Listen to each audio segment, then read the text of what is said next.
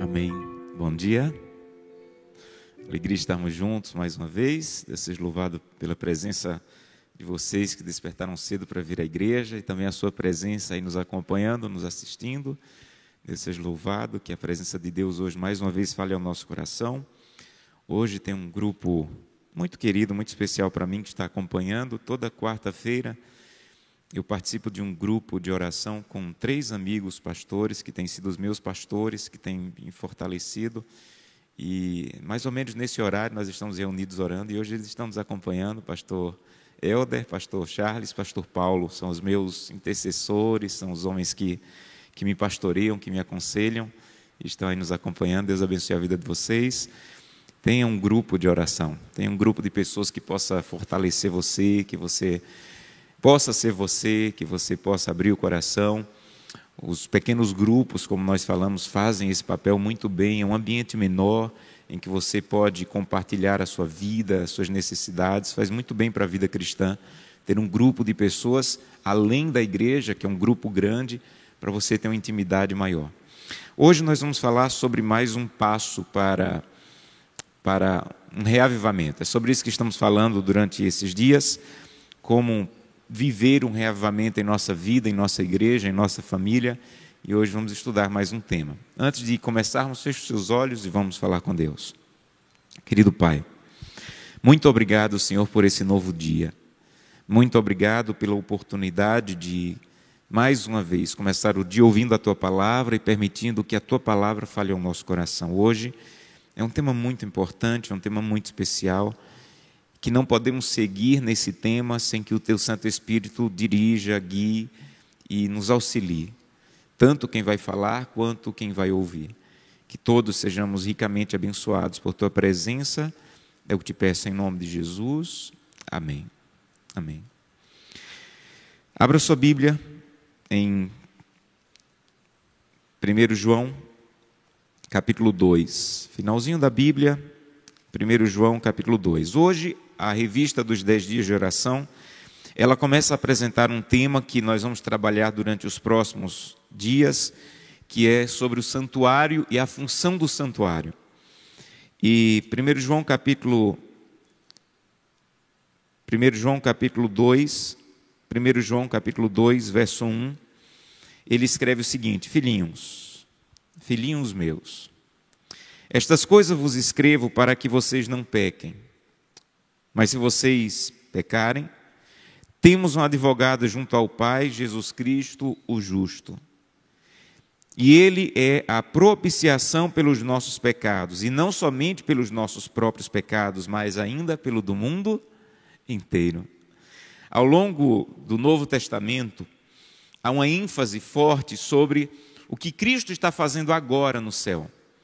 Biblicamente, é muito claro, é muito evidente, a partir principalmente do livro de Hebreus, que Jesus continua no céu com um trabalho no santuário celestial, que o da terra que Moisés construiu era um modelo daquilo que tem no céu.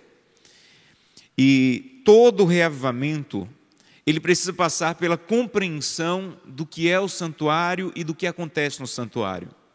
Quando alguém ia para o santuário, ele ia de maneira clara, dizendo: eu sou ímpio. Você não precisava ir para o santuário na terra se você não era ímpio. O santuário não era simplesmente um lugar de culto como é a igreja. O santuário era um lugar de troca, em que você deixava a sua impiedade e saía com a pureza de Deus. Isso era o santuário. Então não havia sentido de alguém ir para o santuário se ele não reconhecia a sua impiedade. Não havia sentido de ir ao santuário se não fosse disposto a deixar lá uma vítima morta, um cordeiro, uma pombinha, alguma coisa que iria morrer, para que aquele sangue derramado simbolizasse a sua impiedade, que teve um preço, e você saísse dali em paz, porque agora Deus assumiu os seus pecados. E João está falando sobre isso, filhinhos meus. O ideal de Deus, o plano de Deus, o poder de Deus está disponível para que vocês sejam vitoriosos. Em outras palavras, leve a sério isso. Não leve a sério só a segunda parte do texto, que se você pecar, Ele está disposto a te perdoar. Leve a sério a primeira parte do texto, filhinhos meus.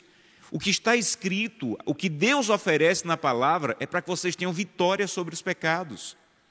Por isso que eu falei que durante esses dias nós estamos escalando alguns temas, porque eu não gostaria que você ouvisse o sermão de hoje sem compreender os sermões anteriores, que eu falei que vitória sobre o pecado não tem nada a ver com perfeccionismo, com uma geração nos últimos dias que não vai ter mais pecado. Você vai lutar contra a natureza pecaminosa até a glorificação. Mas isso não é ou não deveria ser desculpa para passar a mão nos meus pecados. João está dizendo isso, filhinho, não peque. O que está disponível para que você não peque. Todavia, se você pecar, você tem um advogado. E ele usa uma palavra muito interessante no verso 2, quando ele diz assim: Jesus Cristo é a propiciação pelos nossos pecados. Quando o sumo sacerdote entrava no lugar santíssimo, havia a arca da aliança, que era um baú todo de ouro, e dentro da arca da aliança estava a lei de Deus, escrita em pedras pelo próprio dedo de Deus. E a tampa da arca era uma tampa fina de ouro, uma placa de ouro, e o nome dessa placa era propiciatório. E toda vez quando terminava o ano dos israelitas, ele matava um cordeiro no dia da expiação, que era para pedir perdão pelo pecado do ano inteiro, do povo inteiro, para apagar o pecado que estava sendo colocado no santuário todo dia. Então, todo dia, quando você ia ao santuário, matava um cordeiro, ele pegava um pouco desse sangue e com um tipo de pincel, ele jogava um pouco desse sangue na cortina do templo, dizendo assim: Deus, Josanã estava lá fora, pediu perdão. E eu estou dizendo aqui agora que o pecado não está mais sobre ele, agora é tua responsabilidade. E quando ele pegava esse sangue e colocava na cortina do templo, era como que ele transferindo agora o pecado do homem para Deus. Deus estava assumindo e o homem estava livre. E ao longo do ano, esse sangue, esse pecado, esse simbolismo ia sendo acumulado no santuário. E o dia da expiação era o dia para limpar o santuário e apagar todo o pecado que havia sido acumulado ao longo do ano. Mas agora ele não ia mais jogar o sangue no véu. Ele entrava no Santo dos Santos, ele pegava um pouco do sangue da ovelha que havia sido morta lá fora, para pedir perdão pelo pecado do ano inteiro. E ele ia jogar esse sangue em cima da arca. Mas se o sangue batesse na lei, a lei disse: esse sangue é de pecado. E a lei diz que quem peca merece morrer. Então, se o sangue batesse na lei, era condenação para o povo inteiro. Mas o sangue não batia na lei, porque tinha uma placa de ouro chamada propiciatório, que antes de o sangue chegar na lei, chegava nessa placa de ouro que é Cristo, que simbolizava Cristo. Por isso João diz: ele é a tampa da arca. Jesus Cristo é a tampa da arca, que não deixa que o seu pecado se encontre com a lei.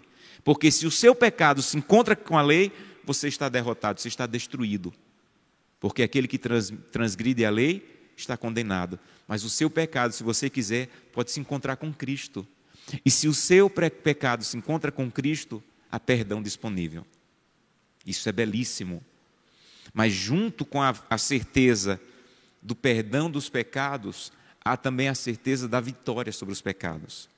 E todo verdadeiro reavivamento, ele começa com a certeza da minha impiedade e a certeza que Deus pode não apenas perdoar a minha impiedade, mas me dar vitória sobre o pecado. E nós precisamos levar essa segunda parte muito a sério. Um dia, no país de Gales, um garoto de 13 anos chamado John Evans, ele foi na igreja falar alguma coisa com seu pastor. E quando ele chegou, viu o pastor, estava prostrado no chão e estava clamando a Deus com muita intensidade: Senhor, dobra minha vida. E aquele garoto ficou ouvindo o pastor dele clamar a Deus: Senhor, dobra minha vida, Senhor, dobra minha vida. E ele pensou: se o meu pastor está pedindo que Deus dobre a vida dele, eu tenho que pedir para Deus quebrar a minha vida. E ele começou a pedir isso: Senhor, quebra a minha vida, eu quero ser uma pessoa nova. E foi a partir daquele garoto de 13 anos que começou um dos maiores reavivamentos que a igreja cristã já viu. Do país de Gales, que a partir dali passou para vários outros países. Chegou um momento em que os policiais não tinham mais trabalho a fazer. Eles agora se reuniam para ensaiar coral, porque não havia mais quem prender. Chegou o momento em que os bares tinham que ser fechados porque as pessoas não frequentavam mais. Chegou um momento em que os juízes não tinham mais o que fazer porque não havia mais crimes. E esse reavivamento que começou, muitos dizem, a partir desse jovem de 13 anos que começou a dizer: Santo Deus, quebra minha vida, eu quero ser uma pessoa nova. E começou a impactar toda a nação. Hoje nós vamos estudar na Bíblia alguns reavivamentos e como há uma coisa em comum em alguns reavivamentos na Bíblia, que é reconhecer a impiedade, abandonar a impiedade e ter vitórias em Deus. Vamos começar em Gênesis. Gênesis fala sobre um reavivamento que aconteceu na vida da família de Jacó. Então abra sua Bíblia em Gênesis, vamos estudar um desses reavivamentos, e esse é na família de Jacó. Gênesis capítulo 35. Gênesis capítulo 35, vamos ver os versos 2 e 3. Vejam, o capítulo 34, é importante o contexto, os filhos de Jacó estavam vivendo em muita impiedade. E um dia eles se levantaram para vingar. A irmã deles havia sido abusada e eles quiseram vingar com as próprias mãos. Entraram numa cidade e mataram todos os homens. Eles eram só uma família, não eram guerreiros. E Jacó agora pensou: meu Deus, olha como está a minha família. Em algum momento você já pensou isso? Meu Deus, olha como está a minha família. Talvez eu esteja falando para uma mãe ou um pai que diz isso a Deus todo dia: meu Deus, olha como está meu filho, longe do Senhor, longe da tua casa, longe da igreja. E Jacó percebeu isso. Meu Deus, olha como estão os meus filhos, olha o que os meus filhos fizeram. Eles entraram na cidade, mataram todos, se vingaram com a própria mão, ainda usaram um artifício religioso, a circuncisão, para enganar as pessoas. Então foi engano, mentira, mau testemunho, assassinato, tudo junto. Aí Jacó chegou um momento que ele disse: eu preciso de um reavivamento na minha família. Há muita impiedade na minha casa, eu preciso de um reavivamento. Jacó percebeu que ele não precisava de outros filhos, de outro casamento, ele percebeu que ele precisava de um reavivamento. E no capítulo 35, verso 2, ele diz assim: então disse Jacó à sua família e a todos que estavam com ele: lançai fora os deuses estranhos que há no vosso meio. Purificai-vos e mudai as vossas vestes. Então vamos nos levantar, vamos de volta a Betel, e eu farei ali um altar. O altar era o princípio do santuário. O santuário, antes de ter o santuário, tudo era um altar, em que as pessoas, quando montavam o altar, estavam reconhecendo sua impiedade para ir à presença de Deus. Vamos montar um altar ao Deus que me respondeu no dia da minha angústia e me acompanhou no caminho por onde andei. Então, verso 4, eles entregaram a Jacó os deuses estranhos que tinham nas mãos, os brincos que estavam sobre as suas orelhas, e Jacó enterrou tudo no carvalho que está junto a Siquém. Você quer ver um reavivamento? Jacó está dizendo: deixa eu te dizer como eu fiz um reavivamento na minha família. Primeiro, nós reconhecemos que éramos ímpios, que havia impiedade em casa, que havia coisas na nossa casa que não deveriam estar na casa de uma pessoa de Deus. Nós reconhecemos que haviam coisas na nossa casa que nós deveríamos abandonar. Sabe a segunda coisa que Jacó fez? Ele voltou para onde tinha começado o encontro dele com Deus. Então Jacó estava dizendo assim: eu vou voltar ao primeiro amor. Eu vou voltar às primeiras obras. O lugar que eu tive, Betel, foi o lugar que ele teve o sonho da escada, que ele teve um encontro com Deus, que ele fez o compromisso de ser fiel a Deus nos dízimos. Ele disse assim: vamos voltar para lá. Vamos resetar. Vamos voltar.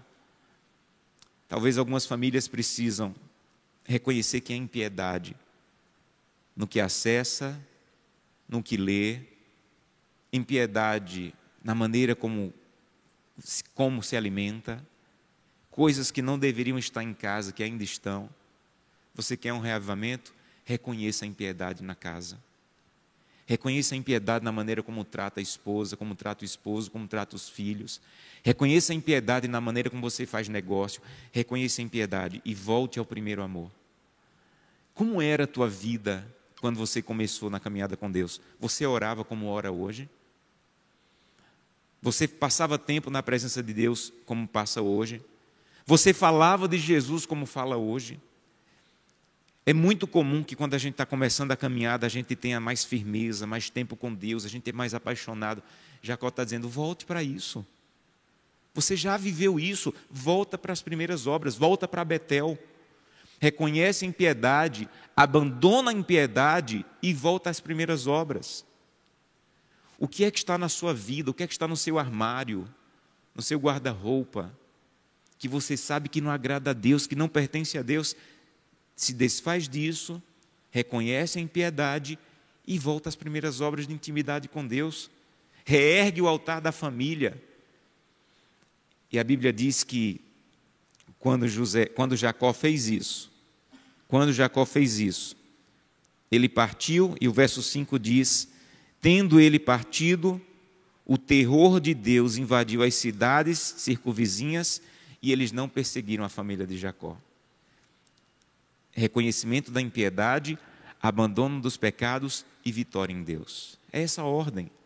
Reconhecimento da impiedade, abandono do pecado e vitória em Deus. Há uma outra história, Josué capítulo 7, eu sou fã dessa história. Talvez seja uma das histórias bíblicas que mais tocam meu coração. Josué capítulo 7, um outro reavivamento, uma outra história.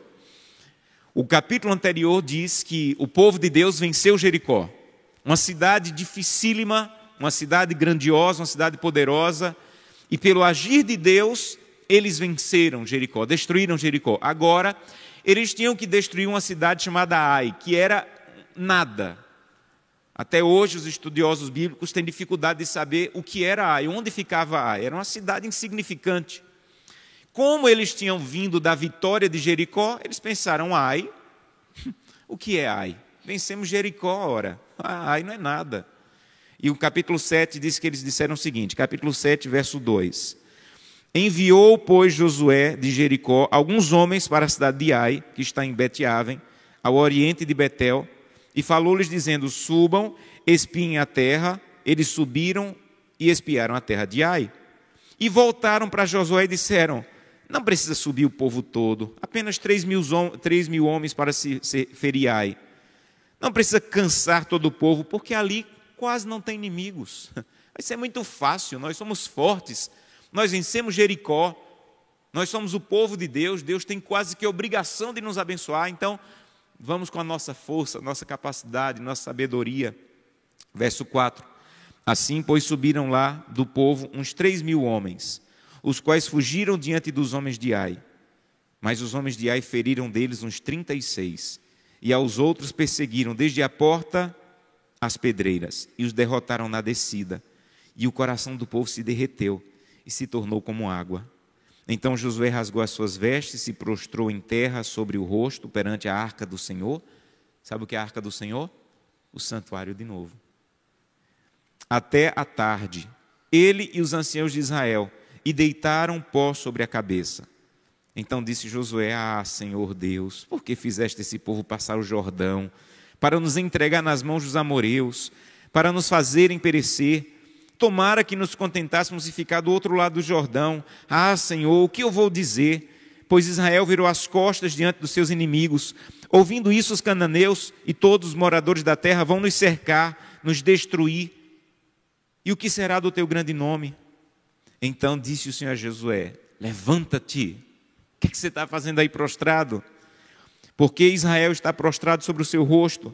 Israel pecou. Como diz a sua Bíblia? Israel pecou. Israel pecou e violaram a minha aliança.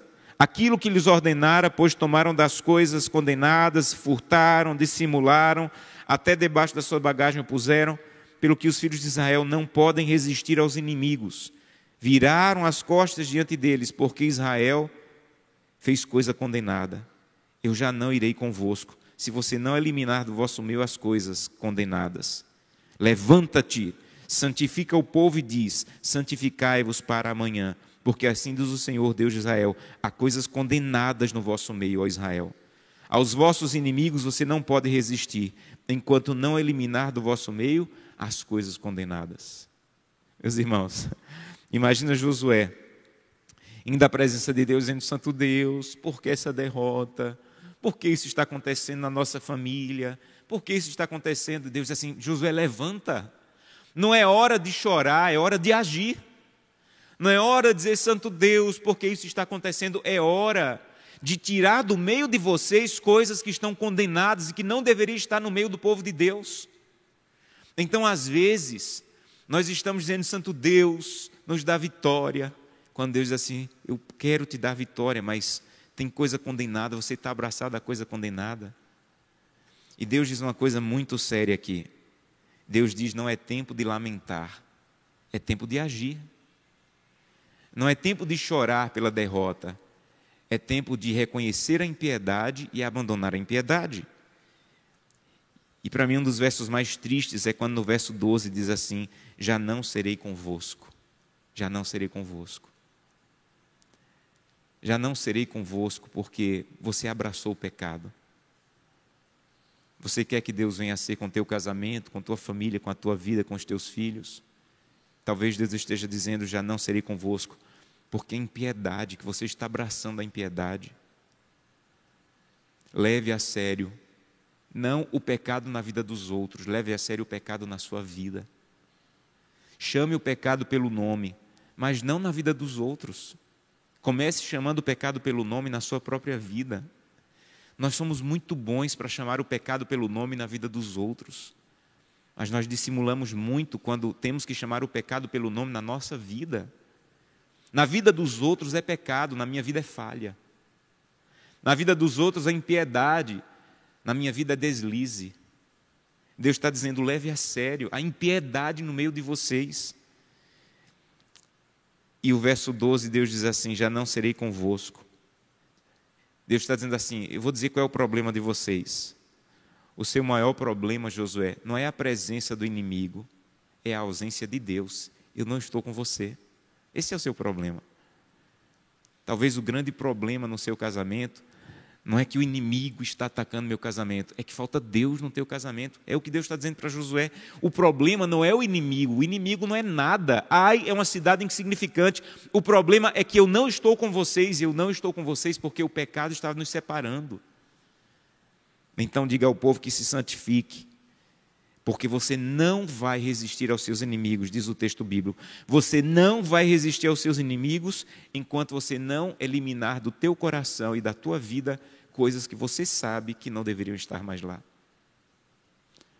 Um dos momentos mais importantes na minha vida foi quando, na adolescência, um pastor foi fazer uma semana de oração e ele falou sobre isso. Leve a sério a impiedade. Se desfaça de algumas coisas que não deveriam estar mais na sua vida. E eu lembro que naquele momento Deus me falou claramente: tem algumas músicas que você ouve que você não deveria ouvir. Pode não ser sério para a pessoa do teu lado, mas para mim é sério e não deveria estar mais nas músicas que você ouve. E aquela, acho que foi a primeira vez em que eu comecei a perceber que havia coisas que eu carregava que Deus não queria que eu carregasse. E aquilo foi como que um ponto de virada na minha vida espiritual, quando eu comecei a dizer assim: eu tenho que levar mais a sério coisas que parecem pequenas, insignificantes, mas que estão me separando de Deus, que não agradam a Deus. E que talvez eu esteja enxergando o pecado como pecado grande na vida do outro, e que eu não estou permitindo que Deus me faça enxergar pecados pequenos aparentemente, mas que estão na minha vida. Sabe o que aconteceu? Capítulo 8, o título do capítulo 8 é: a cidade de Ai é derrotada. Está aqui: reconhecimento da impiedade, abandono do pecado e vitória. Último texto dessa manhã, 2 Crônicas, capítulo 32. Vamos terminar com 2 Crônicas, capítulo 32. É também uma história belíssima, e eu quero concluir com ela. 2 Crônicas, capítulo 32.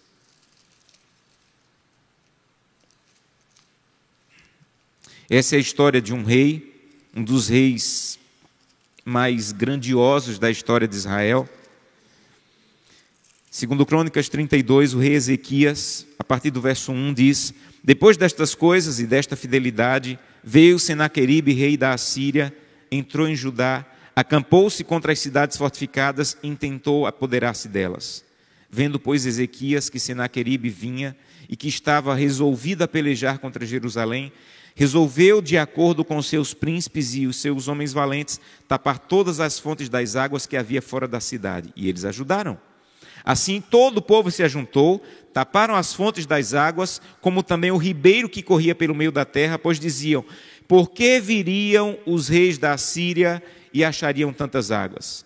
Ele cobrou ânimo, restaurou todo o muro quebrado, sobre ele ergueu torres, levantou um muro por fora, fortificou a Milo na cidade de Davi, fez armas e escudos em abundância, pôs oficiais de guerra sobre o povo, reuniu-os na praça perto da porta e lhe disse ao coração: sejam fortes e corajosos, não tenham medo, nem vos assustem, por causa do rei da Síria, nem por causa de toda a multidão que está com ele, porque há um só conosco, que é maior do que todos que está com ele. Com ele está o braço de carne, mas conosco o Senhor nosso Deus, para nos ajudar e para guerrear as nossas guerras.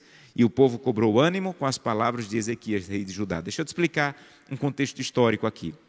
Quando havia uma guerra naquele tempo, as cidades que eram muradas, a guerra acontecia assim: o rei inimigo vinha, como não conseguia invadir, ele ficava do lado de fora, esperando que o povo de dentro ficasse com fome e ou morresse ou abrisse o portão para eles invadirem. Então levava o exército, levava muita comida e ficava bebendo da água de alguns ribeiros ou poços que tinham ao redor da cidade. E ficavam lá por meses. Há descrições históricas de anos, que ficavam esperando os de dentro desistirem. E foi isso que o rei Senaqueribe pensava, era assim que ele destruía as cidades.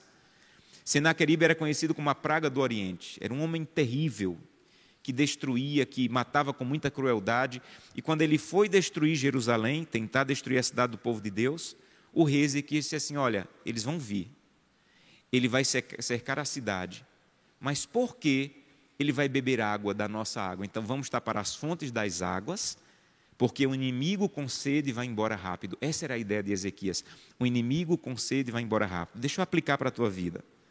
O inimigo vai vir. Já preguei sobre isso. Não importa quanto você ore, ele vai tentar destruir teu casamento. Não importa quanto você ore, ele vai tentar destruir teus filhos. Não importa quanto você busque a Deus, o inimigo vai vir tentar destruir tua vida. A questão é que o inimigo está vindo e nós estamos dando água para ele beber. Com o que nós acessamos, com o que nós ouvimos, com o que nós vestimos, com o que nós comemos. Que o inimigo venha, tudo bem, é inevitável, mas por que eu vou dar água para ele beber no meu coração? Quando eu digo: Santo Deus, eu quero levar a sério o pecado que tem no meu coração e quero a tua ajuda para vencê-lo, o que você está dizendo é que o inimigo venha, mas no meu coração ele não bebe água. Sabem, quando eu acordo de madrugada para buscar a Deus, o que eu estou dizendo é: Santo Deus, eu quero tapar as fontes das águas, onde o inimigo pode beber água na minha vida. Que ele venha hoje me destruir, mas que ele vai embora rápido, porque o inimigo com sede vai embora rápido. Quais são as fontes das águas que ainda estão abertas na tua vida, no teu coração, em que o inimigo ainda está bebendo água? Quais são os lugares, as atitudes, os pensamentos, as ações em que o inimigo ainda está tendo acesso à tua vida? Vá a Deus, diga: Santo Deus, eu preciso de ajuda para tapar as fontes das águas, porque o inimigo com sede vai embora rápido. O inimigo com sede vai embora rápido. O livro Caminho a Cristo diz: se você tomou sua decisão de seguir a Cristo, leve essa decisão a sério. Vá à presença de Deus, não o evite a cada dia, mas ore a cada dia e diga: pertenço a Cristo, a Ele me entreguei, eu sou dele. Pertenço a Cristo, completamente, a Ele me entreguei, eu sou dele. Isaías 59 diz: eis que a mão do Senhor não está encolhida para que não possa te salvar, nem surdo o seu ouvido para não te ouvir, mas as vossas iniquidades fazem separação entre vós e o vosso Deus, e os vossos pecados encobrem o seu rosto de vós, para que vos não ouça. Essa manhã eu quero convidá-lo a dizer: Santo Deus, eu quero chamar o pecado pelo nome na minha vida. E eu quero a tua ajuda para vencer. Eu não quero que o inimigo tenha acesso às fontes de água da minha família, do meu coração, do meu casamento. Eu quero ter vitórias pelo poder de Deus em minha vida. Feche seus olhos, vamos falar com Deus. Querido e eterno Pai, muito obrigado por essas histórias. Todas seguem o mesmo padrão. Reconhecer a iniquidade, abandonar a iniquidade e ter vitória. Reconhecer a iniquidade, abandonar a iniquidade e ter vitória. E todas elas também seguem a ideia de que só Deus pode fazer isso em mim. Não é esforço próprio, não é capacidade, é ir à presença de Deus e dizer: Santo Deus, eu quero me desfazer disso aqui, que não te agrada. E eu já sei disso, o Senhor já deixou claro. As pessoas hoje até dizem que é pequeno, que não tem problema, que há pessoas na igreja que fazem pior. Mas a minha relação não é com as pessoas, é com o Senhor. E quanto mais eu me aproximo de Ti, mais eu vejo as impurezas em mim. E eu preciso que o Senhor me ajude. Eu quero me desfazer, eu não quero que o inimigo venha beber água na minha vida, na minha família. Ele vai vir atacar, mas ele vai encontrar todos os poços fechados. E o inimigo com sede vai embora rápido. Ajuda-nos, Santo Deus, a levar a sério essa compreensão do que é o santuário, do que está acontecendo no santuário, e levar a sério que o Senhor está disposto a nos perdoar, mas também a nos dar vitória para o pecado, contra o pecado, é o que te peço. Em nome de Jesus, amém. Que Deus te abençoe.